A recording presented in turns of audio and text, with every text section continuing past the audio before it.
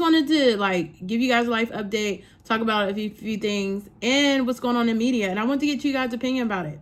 So first and foremost, you guys, have y'all been seeing what's been going on when it comes to far as like B. Simone? Y'all, so apparently she has had this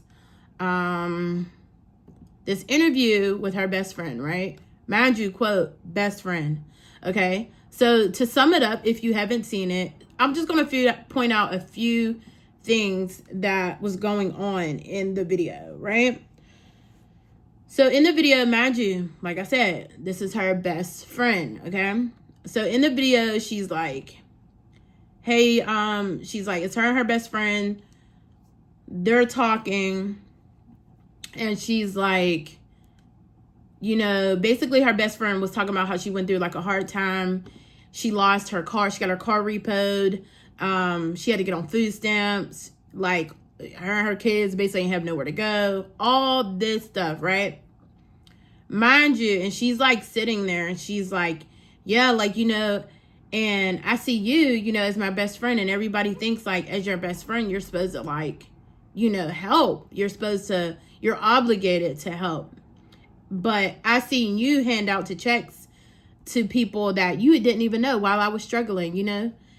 So everybody's like, what? And she's like, yeah, but it's not your responsibility. You know, I had to get my car repoed. I had to get on food stamps. I had to do this. And she was like, God was teaching me something, teaching me a lesson. Listen here. And so that was one. The second one was B. Simone basically was saying how her best friend got this like major opportunity, and she was just like, oh, well, okay. And after they got off the phone, like she was real just like dry about it. Like she wasn't happy for her friend. Like she was basically jealous and envy because she wasn't a part of it and she didn't get the opportunity. That was two. The third one was her basically crying and she talking about how they was in Bloomingdale's and she can't shop in Bloomingdale's because she broke now and she had to go to H&M. Let's just start. So that was 3 top things. Let's just start on number 1. Okay. Everybody on social media is going crazy about this B. Simone thing and how her best friend is, she's not obligated. Y'all are right. She's not obligated. But let me tell you something. If I am a millionaire, right? And my friend is struggling now, not just some random friend that you talk to every now and then that you probably will call associate sometimes, but your best friend, I'm going to help her. I'm going to write her a check. Shit, I might go buy her house and be like, I paid your rent up for 3 months because that's my best friend. Now, everybody's friend definition or best friend definition is different, clearly. But I believe that if somebody's your best friend and they are struggling, you will help in every way possible that you can. Writing checks to strangers and you know your best friend is in a food stamp line is crazy to me. Crazy. And have nowhere to go, getting car repo. You could buy that girl a car. You could buy it, put in her name and let her be responsible for payments or pay it up for a couple months and do something. And she got kids, so that's even like crazy. And you know what B. Simone was sitting there saying? Jesus. And then it's like, to not have resentment in my heart, I had to get my car repossessed. Jesus. Well, give her be the topic of discussion. You know, and if that's what she's doing, she did that. If that's what she's doing, because I guess she said at the end of the day, I think what she gonna do is, and maybe I could be wrong, but I really think what she's gonna do sooner or later, she's gonna be like, you know what, I'm just gonna do, yeah, I'm walking with God, but I'm just gonna do what I want to do because people gonna talk about me whether I'm right or wrong, so I might as well just keep on living my life, but all about my walk and all this stuff is gonna be separate. Like I'm not gonna really put that out to the world. I think that's what she's gonna do, just because she's getting so much backlash, and I really don't think she cares if she get positive or good backlash. I really don't think she cares because she's just doing anything. Like you know that wasn't the right thing to do. Why would you think that was the right thing to do? Is for you to do that with the baby. Mind you, all her interviews and everything else has been, you know, they've been sitting in chairs or they'll sit on a couch. And why are you in a bed? Why are you in a bed? Why are you doing that? With a man that clearly does not want you.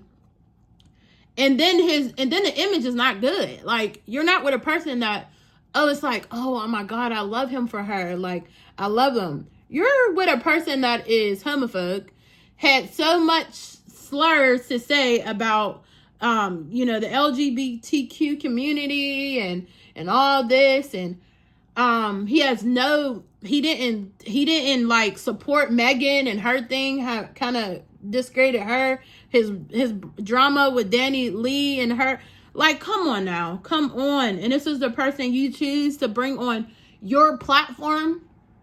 I'm just saying, are you trying to grow, or are you trying to stay where you're at, or what's the concept? Because I'm not getting it, shorty.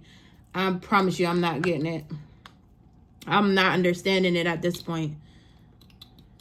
So I don't know. I feel like her image is like really bad right now. It's really getting bad. I don't see no good coming out of this at all. I don't see it. I feel like I haven't worn makeup in like forever, y'all. Like, I haven't been on my makeup tip lately. First of all, it's been too fucking hot to wear makeup, for one. Like, way too hot. And I've just been like over it.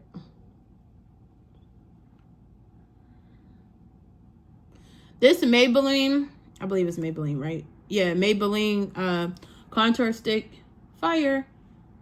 Last video, my last video talking about like, am I ready for marriage? Because I like my space. And, you know, just being open to being in a soft girl era, and like, if I'm ready to actually like really date, and, you know, just like stepping out of my comfort zone in a way. Like, literally over 5-6 years ago, I got into a really bad car accident, me and my best friend. And I was messed up, y'all. Broke my hip and everything. I was messed up. But it wasn't my fault. My steering wheel locked, and I crashed into, I was coming off a bridge, and I crashed into like a wall.